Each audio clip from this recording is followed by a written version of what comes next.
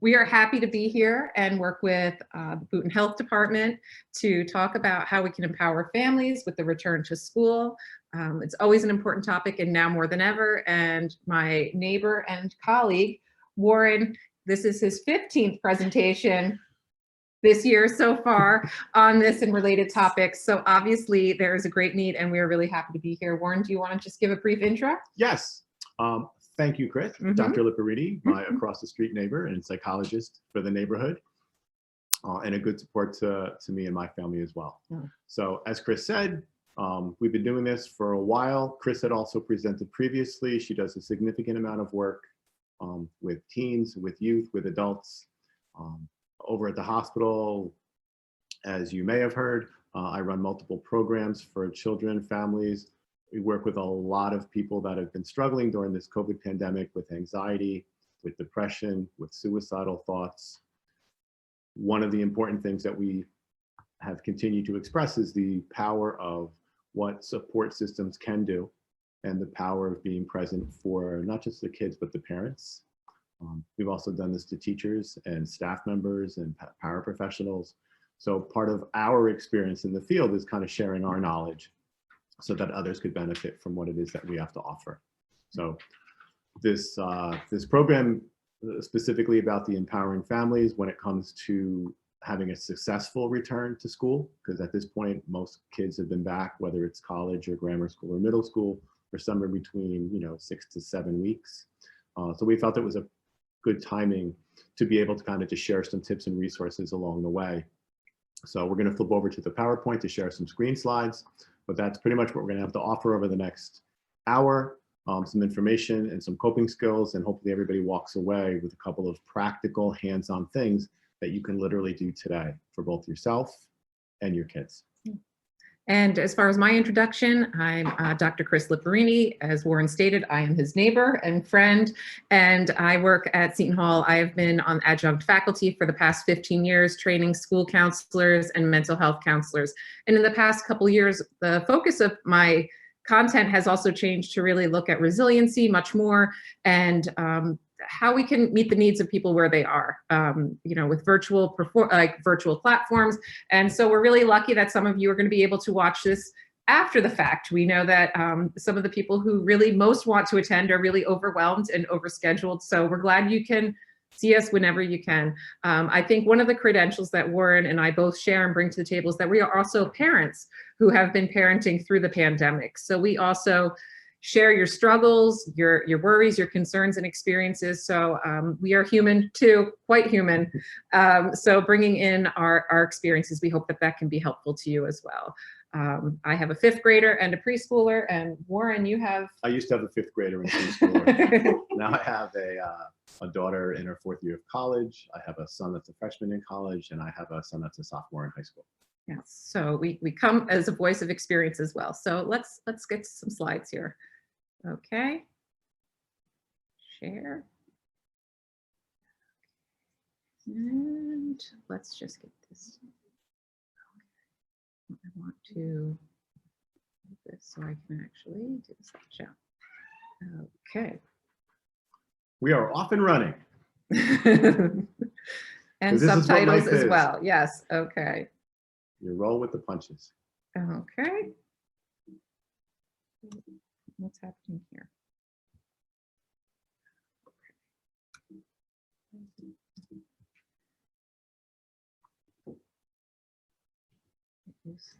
Oh, here we go. We're kind of rolling. Now we're really rolling. Okay.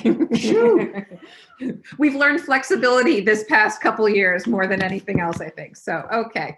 So our goals for tonight, as Warren mentioned, are really to give you some actionable strategies that you can use. We want you to be able to walk away from this presentation feeling like you have something new that you can offer to your family and also for yourself. So we want to empower you that there's something you can actually do to improve your situation and have a little bit more control over what feels like at times a really uncontrolled and anxiety-provoking environment. So I mentioned the word also normalizing. So we want to normalize your questions, your concerns, and your hopes for this year. As I mentioned, Warren and I are both parents and in the struggle as well. So for the most part, if we ask the general question of how are kids doing, the good news is some of the research has certainly shown that the majority of kids, when experiencing traumatic events, which has certainly been what's been occurring over the past 19 months or so, kids really do very well. What helps is support from the parents and peers, and some specific studies that occurred after Hurricane Katrina, for those of you that remember that horrific and traumatic experience. Over time, the symptoms of PTSD, the post-traumatic stress and depression, did decrease among most children. In cases where kids were experiencing some significant and persisting symptoms, interventions by family members and professionals are highly effective. Some of that you'll hear from Chris and I tonight in terms of what help is available, what help can look like, and the importance of what parents' presentation and supportive mindset for kids. It goes a long way into helping kids have a positive response to a traumatic event. So what are we talking about for the most part? We're really talking about anxiety. Significant anxiety, depression is really what we have been seeing so much of, both at the agency and in the schools. Chris and I are also familiar participants at schools with sharing knowledge among the PTA and different staff members and trainings. And a reminder to everybody, when people have anxiety, the goal of therapy is not to eliminate or try to protect people from all the major sources of anxiety. The goal is to help the student learn how to deal and tolerate some discomfort. When people get what we call dysregulated, it's because their normal sense of things has been disrupted. Part of the goal of tonight and the education piece we're providing is to give people some awareness, some basic psychoeducation, and some specific tools to use to help people process what sometimes is very traumatic events. And in general, wishing it will go away and avoiding the problem, while preferred for many children and certainly some adults as well, it doesn't make it go away. It really just reinforces the fact that you still have anxiety and you're still struggling to regain a sense of balance from being thrown off kilter from a traumatic event.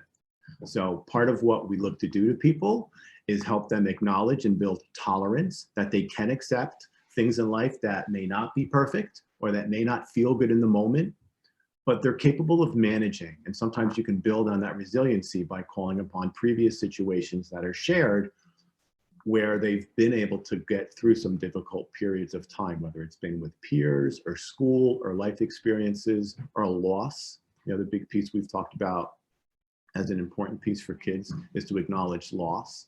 And essentially, as a parent or an educator, you're there to help people stay safe and provide that sense of normalcy. So before we begin, we're going to give you 10 tips, but before we get into the tips, we want you to come in with this mindset. And if you remember nothing else, the most important thing that you can do for your young person, your son, your daughter, your child, the student in your life, is to simply show up. So Warren and I are both frequent library consumers and would love, exchanging book ideas and reading books in our spare time related to our field. And this is a really accessible book to anybody. This is by Dan Siegel, who's written a number of great books for parents. And this one is about the power of showing up. So this is a recent book you can request from your library. So I actually did that and have it in my hands right now. But the things that Dan and Tina talk about in this book are this 4 S's, that if we keep these in mind, we're going to create a great framework for our student, regardless of all these other tips and everything else.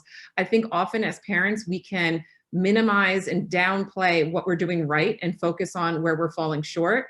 But if we create an environment where the student feels protected from harm, if they feel safe, that's helping them create this framework for them to ultimately be able to help themselves feel safe. So also creating an environment where your student feels seen, that you're paying attention to them fully, that you're in the moment with them, when you're not distracted, you're not on your phone, you're not trying to multitask, that they know that you're paying attention to them. That goes a long way. And the importance of listening too. I want to just emphasize the fact that one of the most important pieces that we teach is an active listening component. Because as Chris said, it's not enough to just show up and yet you're on your cell phone and you've got music playing in the background, you've got, thinking about this and that. The importance is to be present and also to just listen.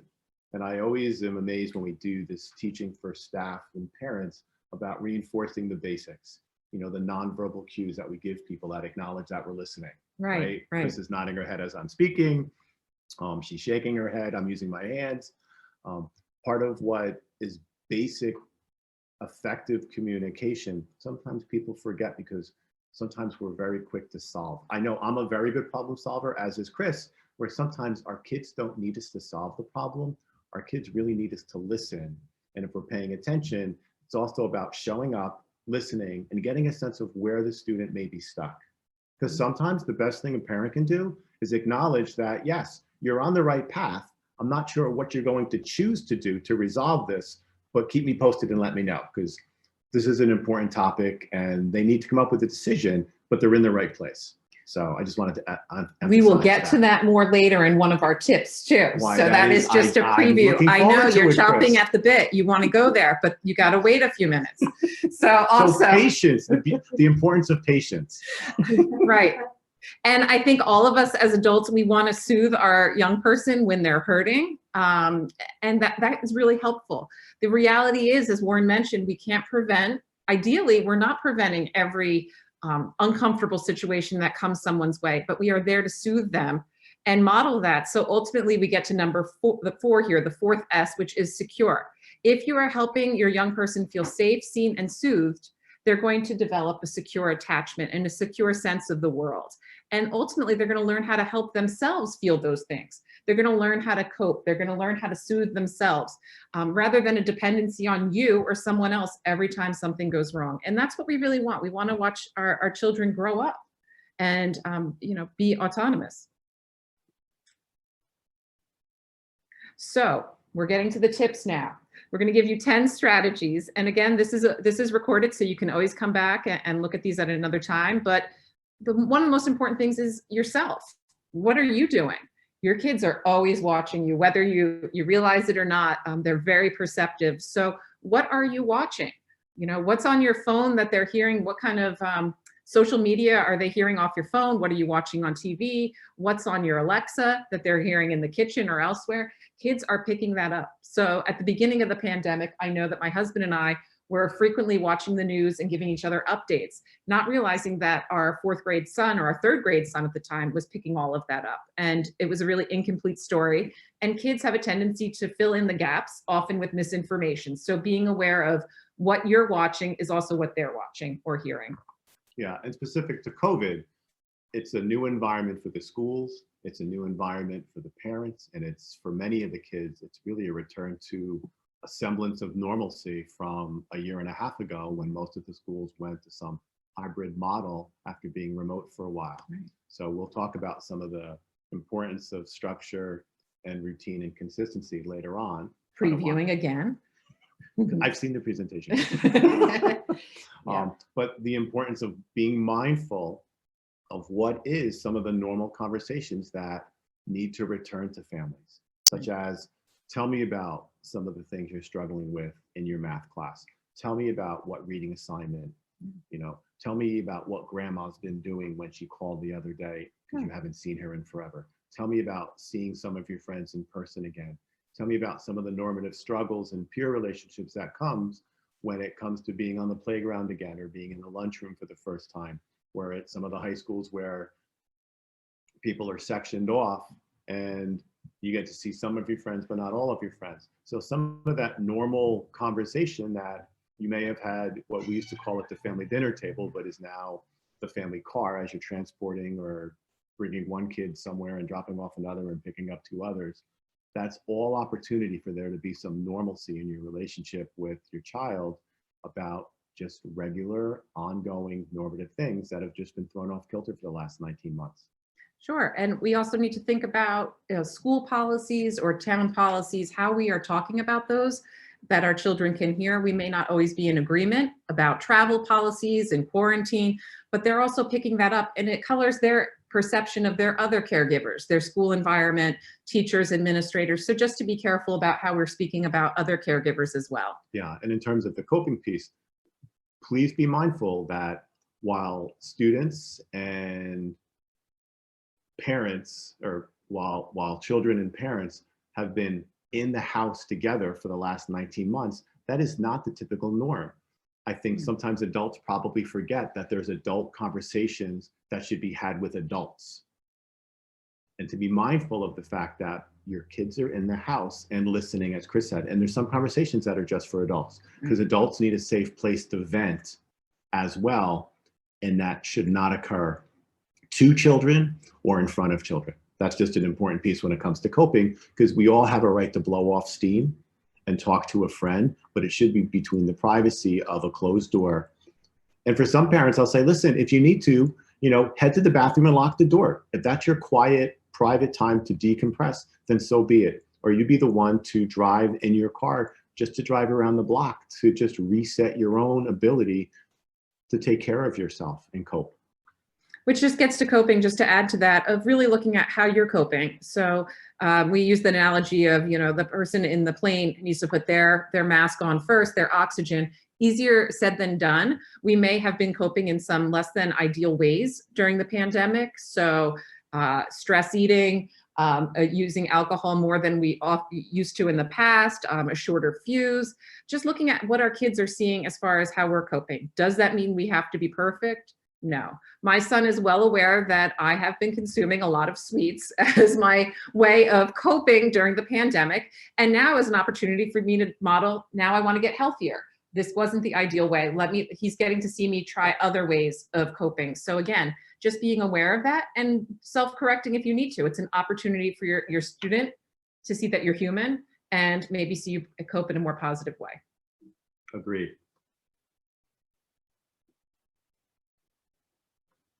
Okay, so as far as tip number 2, creating opportunities for conversation. So the first one is the raindrop theory. This is from a psychologist at, I think, Cleveland Children's Hospital. So she mentioned, instead of trying to have the talk where you sit down with your child, of looking for small opportunities to kind of put some raindrops out there, like, mentioning something like, I heard that there was a situation in your class today, here if you want to talk about it. Rather than forcing it, just putting those raindrops out of the basic message being, here if you want to talk. Sometimes talking while doing can be much less threatening. So if you have a child who likes to do Legos, you may have a great conversation over Legos or a game where you're not making eye contact, then looking for, again, that talk. Taking a walk together around the block. I meet my son on his way home from school. We have maybe 10 minutes, but during that time that he's on a scooter and I'm carrying his backpack, we really connect. So talking while doing can be a really, really helpful way to do that. Using other characters can be a safer way for your child to talk about what's going on with themselves. So it could be a character in a television show, using that as an opportunity to talk about, with Daniel Tiger, what is Daniel feeling in this episode or in this book? And projecting it onto him may be much safer than your child talking about how they're feeling. Also imaginary play. I have had many Paw Patrol adventures about the Paw Patrol being scared to go back to school or school for the first time with my preschooler. So you don't need just be there and play. Just let it play out. And also in books. I'm scared to take the screen share off to show you my books, but I had some books just from the library that, you can take out books on meditation, breathe like a bear. Even the Uni the Unicorn series has some titles like Uni Goes to School, where she feels like she didn't do a good job, and you can talk about that and use that as an opportunity to further discussion. So be creative. And as you say that, Chris, the child librarian for the book library who is here with us tonight is nodding her head, shaking up and down. Yeah. In agreement. Tons of books. I mean, right. You can just go in, ask your children's librarian, or just browse the shelves. And I tell you, so many books, there's an opportunity. And we're really lucky to be in a time where we have much more diverse characters represented in our books as well. Very good. One of the other pieces that we look to reinforce to the parents is to be sure that they're asking better questions. Open questions. God forbid it's an open question. Sometimes parents, in their own worry or concern over finding out what happened and what went wrong and why do you look like that, we forget that sometimes kids will tell us things if we give them the proper opening. So instead of leading, I guess it's like a Law and Order piece, you know, are you anxious, Chris, about the depressive? How about we give the kid an opportunity by using some more open-ended questions such as, how are you feeling about this? Or can you share a little bit about what, you know, what you felt today when your friend chose the 2 other boys to play with and not you? Sometimes we just have to ask it in a calm manner. Anxious parents sometimes also make anxious children. So sometimes we just have to check our own emotions at the door and give ourselves a chance to tolerate what is going to be told back to us. I do a lot of work with children that have struggled with anxiety and depressive and suicidal thoughts. And some of the work I have to do immediately with parents is to say, if they say the word suicide, what do you do back? Do you recoil in horror? Do you tell them that that's not how they should feel and that's not true? You have to be able to tolerate, because children are perceptive and they can see that if you've got this scared look on your face and they've barely just started telling you a story about how they feel, I can assure you that they will shut down, because now they've also realized that, oh my goodness, this terrible thing that I've done to you, terrible. I can't even get you to listen because I can see in your eyes that, you know, like you've gone backwards, and how can I tell you more? So sometimes it's asking open-ended questions. It's really as simple as that. And then once we ask it, don't forget to be quiet and listen for the response. Again, sometimes I know myself, I will shift hats and go into problem-solving mode where I really just need to be in the listening mode. I've been blessed with having some children that are assertive to say, Dad, I didn't ask you to solve it. I just wanted you to listen. Yeah. And I do this for a living. And this is like my 30th year in the field. And I should know better, but I'm a dad in that moment, not a social worker. The other piece that's really important is validation and acknowledging how kids feel. It is not about us. It is about them. I will often remind parents to echo back. If they're telling me that they're scared and anxious, I will validate. So you're really feeling scared and anxious about this particular situation. And then breathe and go back to your listening mode. Right. And there's no right or wrong feelings. You may not have responded to the situation in the same way, but that makes sense for them. So validating whatever they're feeling in response to that. Yeah. And last but not least, if they're not connecting with you and they're not opening up with you, sometimes we're not going to be that person. Maybe it's going to be somebody else. So not to be afraid to enlist the help of other people. The, you know, cool neighbor across the street, the aunt and uncle, the cool aunt and uncle in their lives. Is there another adult that they might open up to? It's okay. We can't be everything and everyone. So ask for help when we need it. And sometimes one of the things that we can do if we're good listeners in our kids' lives is we probably have a sense of who are the other layers of support other than the immediate family that a child might go to. It might be, as Chris said, the nice, kind neighbor across the street. Could also be one of their coaches. It could be the nurse. It could be the aide in the school. It could be the crossing guard. You're looking for multiple opportunities for that child to potentially share how they're feeling with someone. It might be their grandma. Yeah. And it can hurt our pride when it's not always us, but we have to look at what are we looking for? And it's for them to connect and get the support they need. So talking about connecting. One of the important pieces that has been very identified during this pandemic is the lack of social connection for many of the kids that were fully remote. Yeah.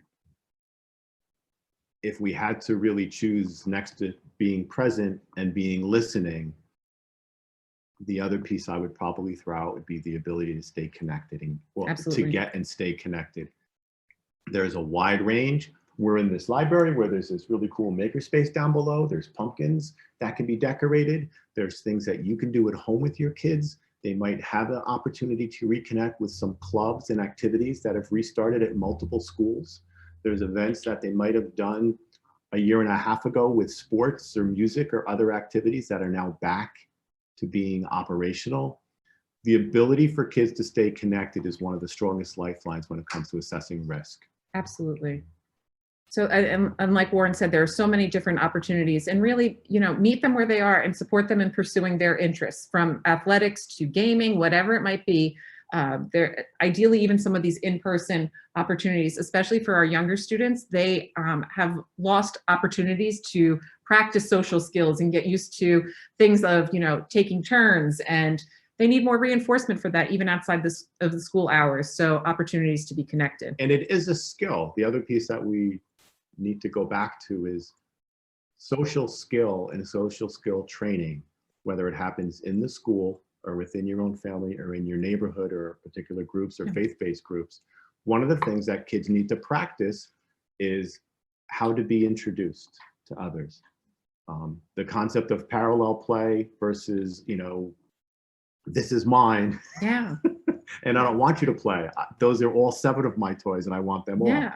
For younger kids, again, this concept of basic, developmental theory is interestingly played out again. I know from speaking to many of the school staff that there has been this return of some basic oversight and direction to help kids learn this skill about how to interact again with others. And some kids, I'll take a crack at the gaming piece, and for some kids, it is a healthy and strong connection online.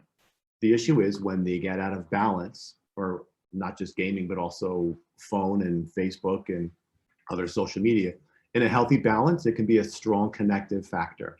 In an extreme, it becomes an all-encompassing isolated event, which is what you want to avoid. Question I have for parents is, what kind of role modeling are you providing? Right. And I will go back to this. There is a difference between having a choice and being told something. And the goal is the kids to be as independent as possible, but they still need parental support and limit setting. There is still this opportunity for people to learn how to say the word no. So we often will sometimes teach people how to say no by saying yes. Yes, you can read your book and go out with your friends after you do the dishes. Yes, I will take you to your friend's house after you've completed your homework. See, it's a subtle shift, but it's meaningful. And it's not said in a mean way. It's not said in a spiteful way. And for you teachers out there, some of you are probably, excellent at this skill teaching. So again, major theme for this point is about connectedness. It is the strongest indicator of a healthy child. And as far as one of the benefits of social media is that we can get information, whether you're joining a mom's club or a parents club online, or the school PTA's Facebook page, or whatever it might be on social media. You can be up to date on what's going on at the school and different extracurricular opportunities. So there are benefits for that, for sure. So social media does have its place. Warren just mentioned a minute ago, trying to give our young people a sense of control and choosing opportunities. So let's talk for a minute about why control is important. Power and control. We can do most of our careers on power of control, not just with kids, but with adults. It is always about the balance of being able to control your own behaviors in response to a certain event. Anxiety stems from worrying about what your response is going to be. And sometimes there are events that happen in life that you do not have control over. Yeah. You do not have a control over COVID. You do not have a control over a fire, a hurricane, the floods we had a month and a half ago. What you do have control over is your ability to respond to a certain event. So specifically for anxiety, it comes because you have a sense of I'm not in control. And the reality is you're not. So you have to be able to choose your battles, especially with your kids, on what's the really important message you're trying to teach here. Do you really want them to do it your way? Then tell them what you expect. If there's opportunity for negotiation, another skill that is a taught an opportunity for kids to have that experience. If the child is able to have some input into my bedtime or going over a certain friend's house or certain food, then allow them to be a part of that conversation. I think there's a big difference between asking and telling, and we just have to be clear and consistent with it. And empowering your child to make choices and have input. Kids are supposed to learn by doing. They can read about it. They can try it out. They're gonna make mistakes. Let them make kid mistakes. Mm-hmm. This is the learning piece where as a parent or staff person, or a teacher in a school, you're listening for what is the relationship between the parent and child when it comes to having an ability to make a decision or make a choice. You may have seen more behavior from your children kind of digging their heels in with the return to school. And that's in response to really feeling out of control of a lot of things that are happening in their environment. So, for example, the first few days back, my son did not want to wear his glasses. Control, is it going to really hurt if he doesn't wear his glasses for 3 days? No. Is he growing his hair out and it's not ideal for picture day? Yes. But in the grand scheme of things, does it really matter?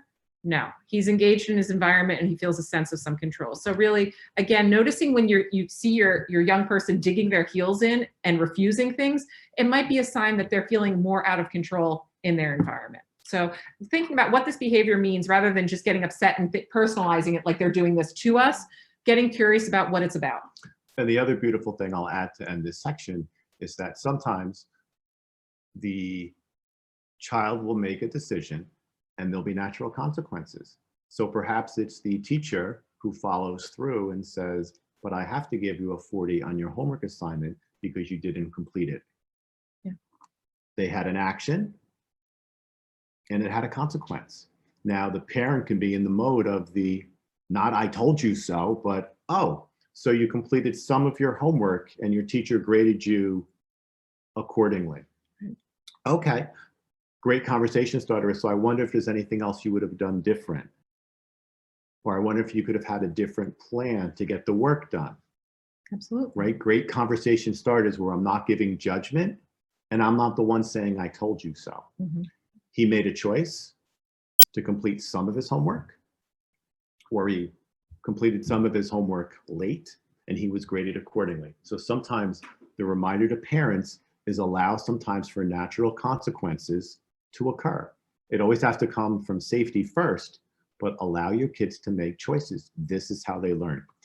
Every once in a blue moon, you'll have a student that will come to the teacher and say, you were right.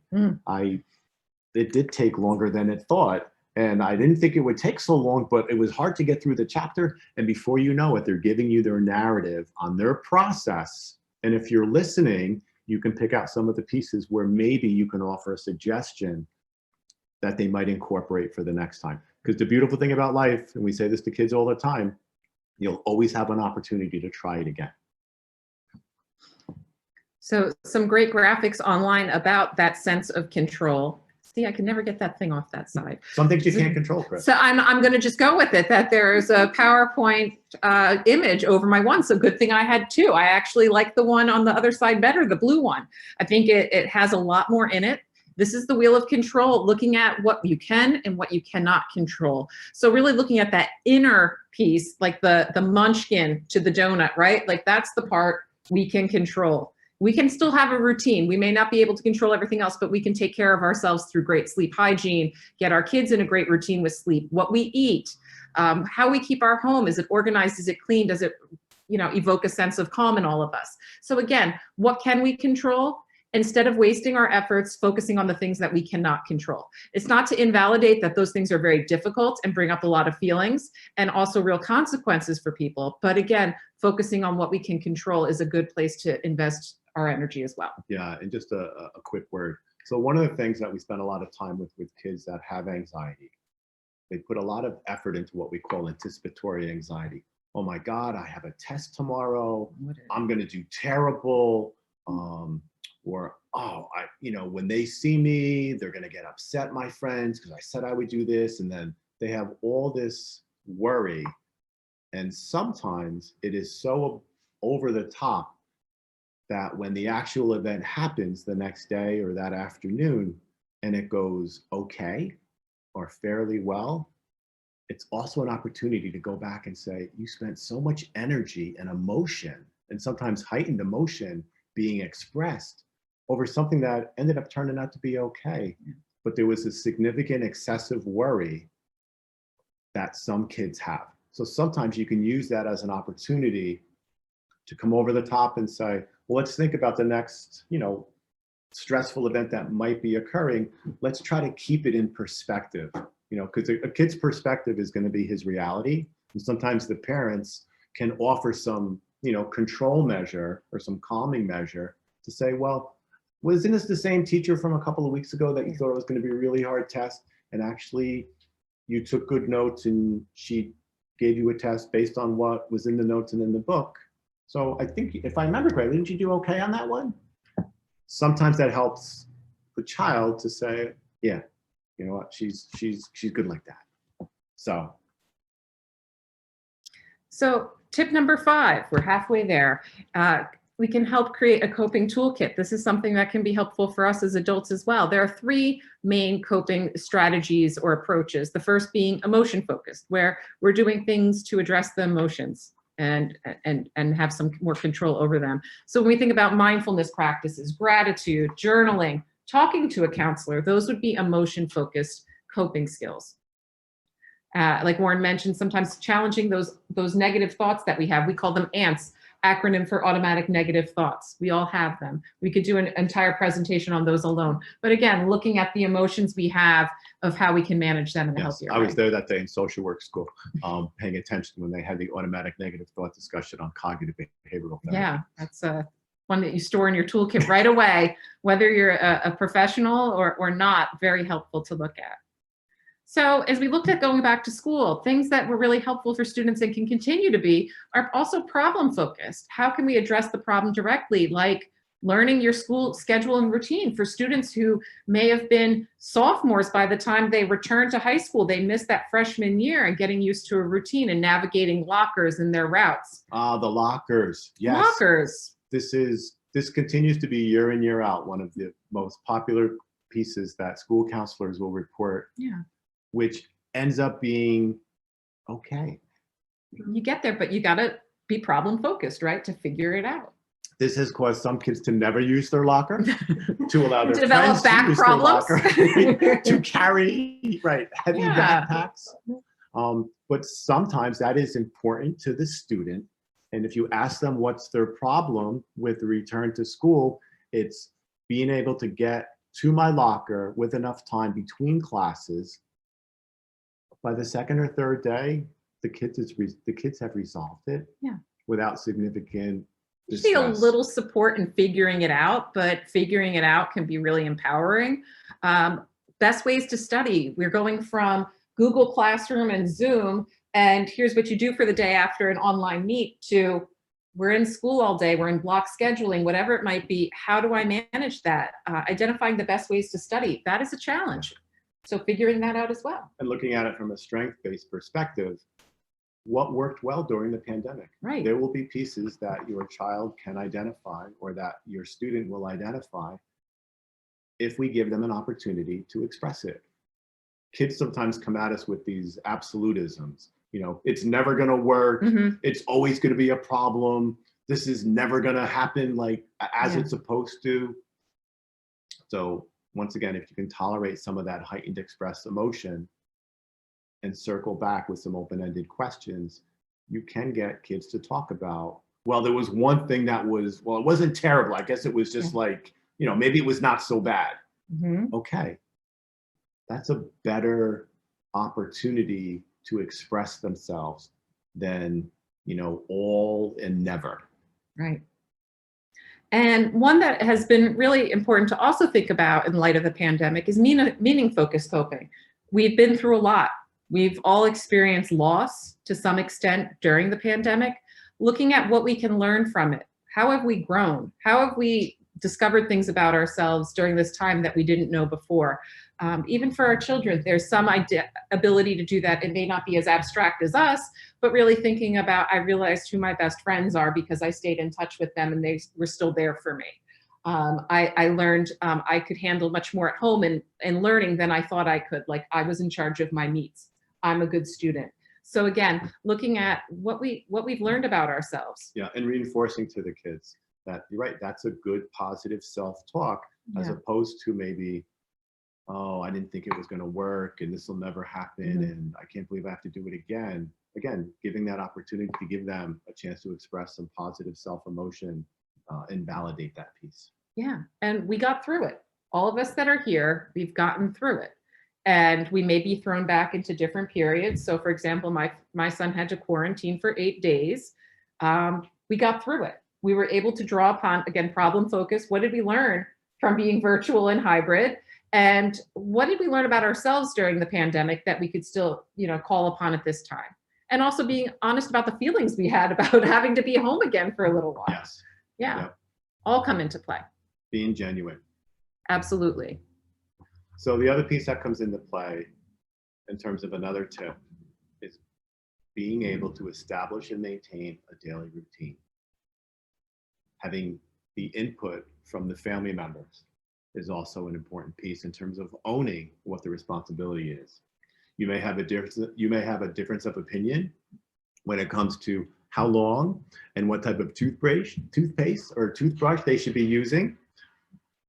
Perhaps you buying them that battery operated toothbrush would be wonderful if they actually turned it on, as opposed to just using it as a regular toothbrush, or saying, well, I brushed my teeth, but you didn't say how to use toothpaste. Similar to taking a shower. Well, I took a shower, that means the water hit me, but you didn't say wash my hair. So again, returning to some norms for some kids, take some guidance for families, but what does it do? It brings back a self of control. It brings about a predictability of this is how my day is going to go. This is what I can expect.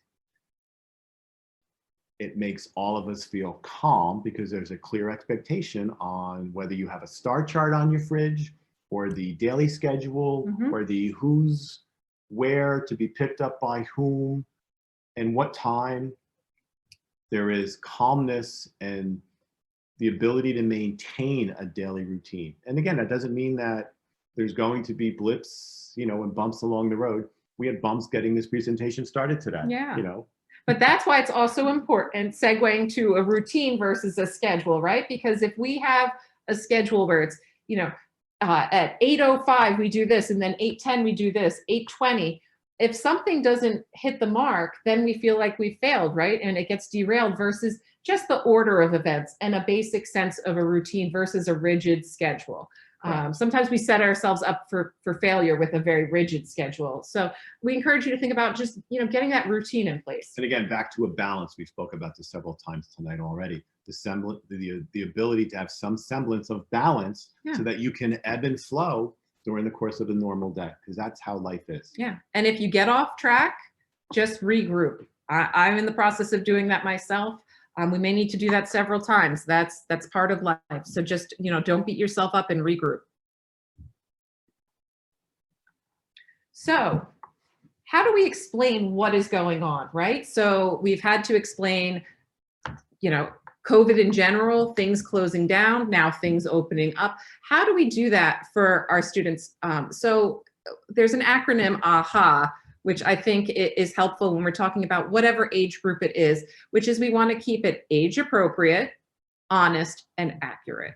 So in general, when we're thinking about explaining things going on to younger children, it's just very brief, concrete, simple information and letting them know, again, back to those S's, we're going to keep them safe. Okay. When you get to your upper elementary, early middle school kids, it's really important for them to know what could happen. They want to know the possibilities and what would we do if this happens. So being able to provide that information, again, as I mentioned before, if you don't provide that, they fill it in. And at that age, they can fill it in with fantasy and rumor, and the story grows and gets distorted versus if you can provide that information. Now, the nicer thing I know sometimes your high school students drive you crazy with wanting to debate things and really, get into it. But here is a great opportunity to discuss the consequences of actions. Okay, well, you want to do this, or this is what's happening with the school. What do you think would happen if they change this policy? What do you want to do? What should we do as a family? So engaging them in that discussion more and, incorporating values into that discussion as they get older. Being honest. We can't guarantee that everything's going to continue on course and things are all going to open up in, in a certain way or at a certain date. So being honest, just honest enough. And that's where we have the caution of don't put your stuff on them and saying, I'm really stressed. I just don't know when this is going to stop. And I tell you, I'm kind of I'm burning out. You don't need to tell your kid everything, right? Just enough. Be human, but you don't have to put your stuff on them. And probably one of the best things that parents can show their children is this concept of I'm brave enough to share with you that I made a mistake. Yeah. And I shouldn't have yelled at you. I wasn't mad at you. I was mad because I'm frustrated and I came home and I stepped over the book bags and then nobody took the dog out and then the dog's on the couch and, you know, that's why I yelled like when I came in the door. Because I think it's genuine. I think kids need to know that their parents, while we will always make them safe and be supportive, but we're human too. And being honest with your kids when you've probably, you know, given some misguided anger, it goes a long way to building trust with kids. And kids are always watching and listening, as Chris and I, you know, have experienced and shared tonight. Yeah. You need to be that genuine human to say, I made a mistake. You know, I projected, I was tired, I was frustrated, because kids are too. Kids that get 9 hours of sleep will still wake up some days and say, I'm exhausted. I can't believe I have to go to school so soon. School students shouldn't start so early, you know. So again, just the concept of being honest and genuine with your kids and own a mistake. You know, it goes a long way. The kids know, you know, especially the kids that are old enough to reason. They know, but it's good to validate their feelings that, yeah, I was wrong. For all of us, setting small manageable goals during this time, especially when we have a lot of things going on and can feel overwhelmed. So the beauty of micro goals, of setting these small goals, is we can actually cross things off or put a check next to it and feel good that we got something done, rather than I'm going to get an A in geometry. It's I'm going to, you know, study and get an, you know, an A on this first quiz, or I'm going to do 10 problems a day to work toward completing this. So making them realistic too. So it can be hard sometimes to work with our kids or our students. We feel kind of like the dream crusher, right? When we're creating realistic goals, when we have to maybe bring them back down a little bit, but it's because we want them to be successful. You can always add to the goal. It's better to do that than to have to take away and say, well, we didn't get there. Let's recalibrate. So start small, start manageable, and you can always build up. And again, let's do it together. So make that a process where we're working together to take part in goal setting. And, you know, for children and adults, what helps change behavior is taking small, attainable steps so that you can build upon small successes to lead to bigger steps. Right. So it could be, we talked about social engagement and getting involved with organizations. It could be, let's look at joining one club or signing up for one activity at the library. Starting small always can add to it. Wishing and hoping are not goals. Yeah. As I sometimes say to kids and students, that's wonderful, but what is it you're going to do today to start that process? Yeah. Because so sometimes that's where kids get stuck. Kids can sometimes tell me all about what they're going to do in the future, down the road, all this other great stuff, and yet they get stuck when I come back with, so tell me what you did today to, you know, take that first step. Well, it's going to be good. It's going to be really good. Yeah. So sometimes the work kid, as a therapist, as a parent, as a teacher, is to help them set these small attainable goals so that they can build upon. It's the building blocks, you know, that they need to do at any age. Absolutely. You're not going to become a multimillionaire YouTuber all at once. It's going to be uploading a video and getting followers, right? Of breaking things into steps. So it comes down to us also doing our research to support our students and all of these things that we're talking about. We need to be up to date. We need to know policies, procedures, what's going on in the schools. So we can talk to student about that. When we know something is changing, giving our students heads up whenever we can. Some people are really good at going with changes and going with the flow. I am not one of those people. I like a heads up as long and far out as possible. So does one of my children. So always giving them a heads up when possible so they have that transition time.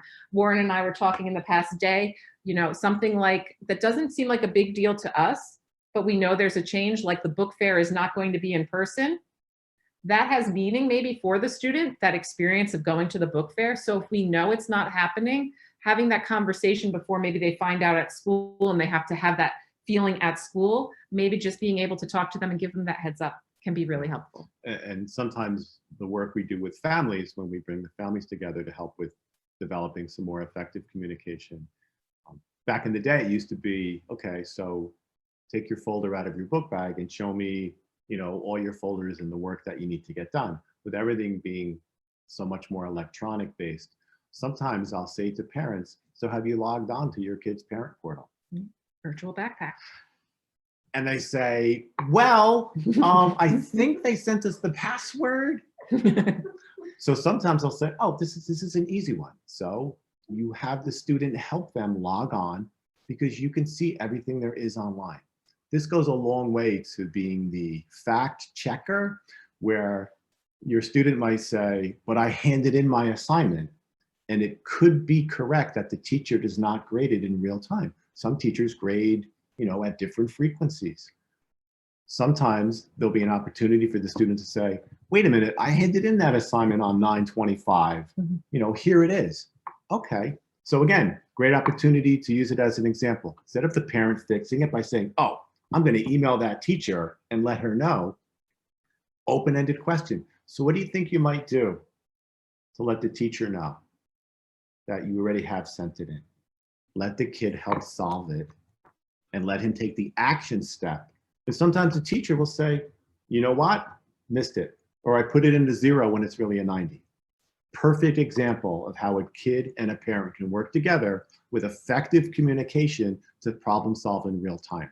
So again, a reminder for parents, if you haven't been on your parent portal, it's a thing to at least pull up and review it with your student. They click in and out of this thing all the time. Let them show you what they do and what they haven't done. Yeah. Attend a school board meeting, or watch the video stream, find out about the minutes, what's been going on. Finally, Chris, this is you. We are at number 10 on this lovely presentation we've been doing tonight. Really comes to about, if you have a student that is really struggling, despite your best efforts to get them to talk or share, there's a marked difference in how they look or what they express. There is some risk factors that we want to review where there should be an opportunity to reach out for help. First and foremost, you have resources at school. You have teachers, you have aides, you have school counselors, you have the school nurse, you have vice principals, you have principals, you have student assistant counselors. Some schools have embedded mental health programs specifically to help with kids. I know we do this in the Denville school system for the middle school and the grammar school. And let me just take a minute to go over some of these risk factors. Severe or significant anxiety, depression, and suicidal behaviors. Some kids have gone into the pandemic with pre-existing mental health problems already of anxiety or depression. For some kids, they are re-triggered and re-traumatized by prior traumatic experiences or abuse, which may include bullying, and also may include loss or grief. Family instability. There have been situations where if there's a job loss or difficulty with the parent relationship where the parents have split up and maybe now one parent is living with other family members and the kids are split between the two, that's a chaotic piece. It's really important to keep a dialogue going with your school so that they can be aware and offer some additional support. There is a huge difference in how kids have learned. One of the things that is really important to remind ourselves is kids learn in many different ways. What works best for me may not be what works best for you. So there's different learning styles. And the goal here is to be aware that maybe rewriting your notes, which is what you insist your child does, because that's what you did when you were in school, is not how kids learn today. Kids are much more visual, right? Some kids are very tactile. I know I still have some kids, my own included, that do wonderful notes on note cards, on index cards. Everybody is different. Some kids will reread chapters and really almost have like a photographic memory when it comes to, I'm gonna just memorize and I'm not gonna really learn the material. That's my daughter out there if she's listening. But everybody finds a way to learn in their own style. Right. But if your child is struggling with a learning problem, it's also opportunity to ask the school. Sometimes schools can have an assessment done because maybe there is a learning disability. Maybe there is a need for glasses. Maybe there is a need for your child to be up closer to the front of the room. There's many different things that could be in play. You're not here to judge, you're just here to notice a situation that there may be opportunity for different intervention to come in. And sometimes that's what's needed. Sometimes kids get by and figure things out, but that doesn't mean that their dyslexia has been resolved. It means that they figured it out, because kids are really bright at figuring out what makes, the most sense and how do they get by. You don't want to get by. You want to have kids thrive. That's the goal. So again, as we talked about, some specific behaviors to take a look for. With young kids in preschool, there's a regression of previous stages of coping: thumb sucking, bedwetting, becoming excessively clingy, a difference in sleep patterns. Sometimes for kids, a loss or an increase of appetite, a newfound fear of the dark or being alone. In some kids, withdrawal. Some of these are signs of depression. Some are signs of anxiety. For some kids, it's also they're trying to find a way to self-soothe that worked previously. Because often, people will go back to what's familiar. So if it reappears, it's an opportunity to spend some time and ask some open-ended questions, and also take a look at what might be different in their lives. It could be in response to a loss, which would be an appropriate regression of behavior for a younger child. It's not something you would expect to see in an older child. With kids that are elementary school, some of the kids that we see that are depressed, in kids, sometimes it comes out as anger. The classic depressive symptoms of withdrawal and sadness and loss of energy and loss of motivation. Sometimes in elementary school kids, it comes out as anger and pissed off and frustrated. Short fuse. Very short fuse. You gave me that look. What look? That look. And the kid's often running. So irritability, some aggression, can certainly have some nightmares. School avoidance. There is nothing wrong with some kids saying that there's a reluctance to go to school on certain days. I don't want to, it's too nice out, I want to see my friend, or, my aunt's in town. That's different than some kids that really struggle with school refusal and school avoidance. So difficulties in concentrating come up sometimes, as is sometimes a withdrawal from activities and friends. And sometimes that's in relationship to, a typical peer relationship that, Sally's not my friend today. She's terrible, and she had lunch with Madeline and Emily, and, I don't want to see them anymore. So that's why you don't want to go to school. Sometimes you just have to ask the right questions to get them to talk about what it is that's going on. With adolescents and teenagers, one of the things I'll always talk about is that, what is so important to teenagers in the moment is their perception. The reality is, in 5 years, it's not going to have that much weight anymore. So sometimes I'll say to teenagers, listen, you know what teenage years are about? It's about surviving the teenage years and getting to the next step. So with adolescents and teenagers, you're talking about an increase in conflicts. Girls do not have the sole market when it comes to peer relationship issues. Boys have conflicts too among boys. Or even eating disturbances. Eating disturbances as well. The difficulty concentrating. Sometimes what we see in the adolescents is they're able to express themselves when given an opportunity, and sometimes when prodded. Sometimes there's that pride piece of I can do it myself that you sometimes see in little kids. That adolescents like, I can figure this out. I don't need to go to my parents. I really can make it work. And they put so much effort and energy that their appearance starts to go downhill. Like Chris said, like, okay, I can get by on a couple hours of sleep. And most kids can, but at some point that will catch up to you. Catches up to us adults too. Mm-hmm. And again, not to forget the fact that all of the above that we're talking about behaviors also holds true for ourselves. We can also go through some of these regressive behaviors because something's not right. We're dysregulated and we're trying to figure out a way to cope. So sometimes a neutral third-party professional is the best way to start. So back to the anxiety piece.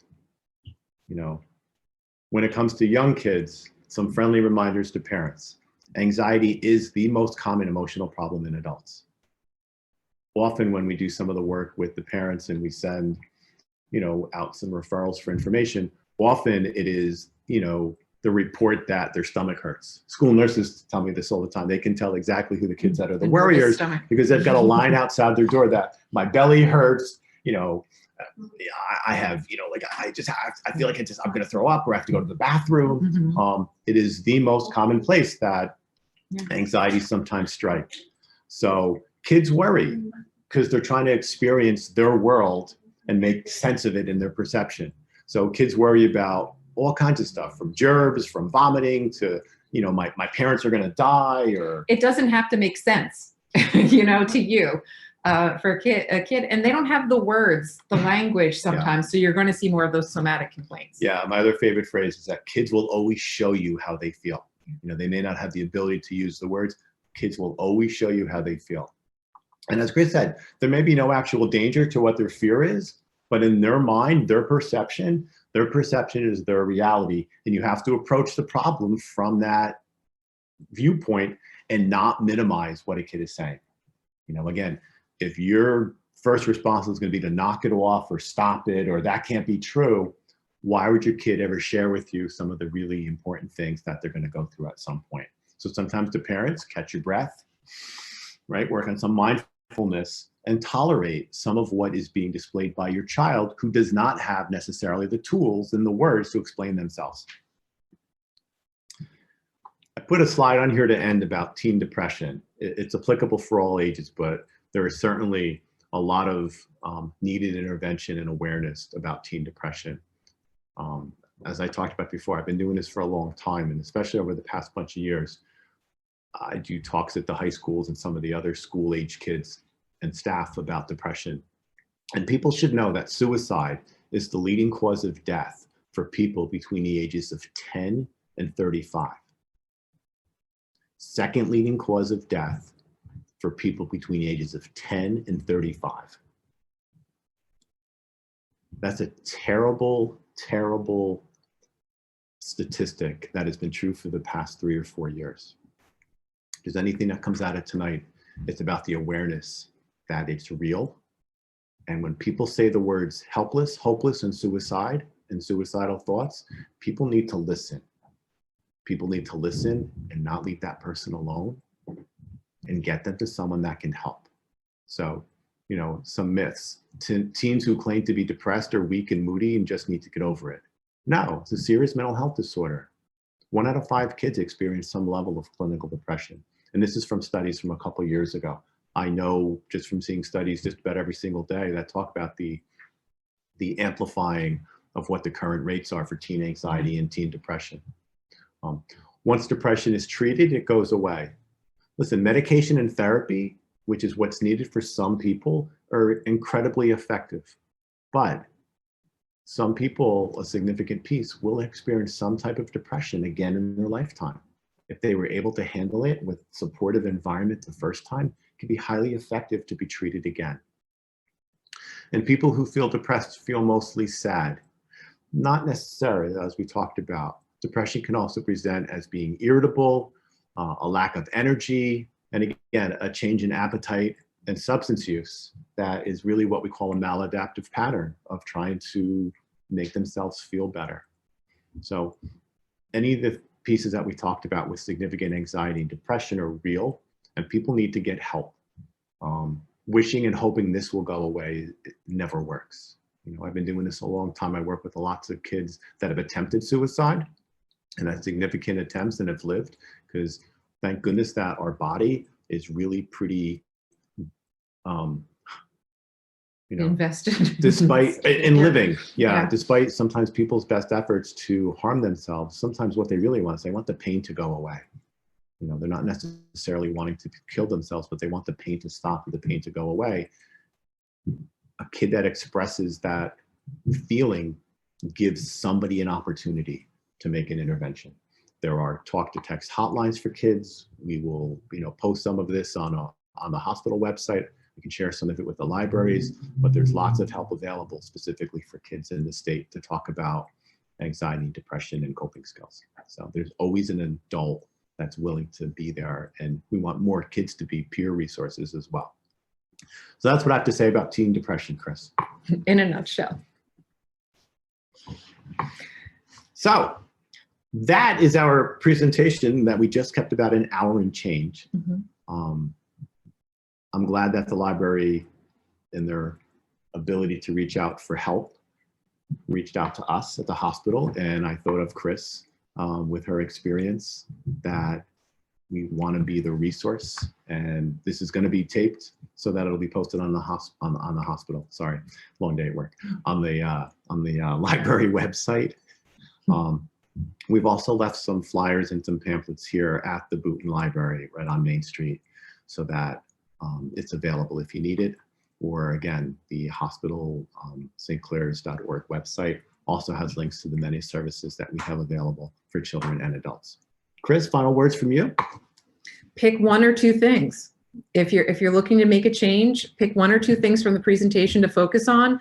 And again, be kind to yourselves. Starting new habits or trying new things takes some trial and error, and not just focusing on our children and students, but ourselves too. All right, well, our thanks to the Booton Library staff who surrounded us here tonight. And that's all we have. Thank you.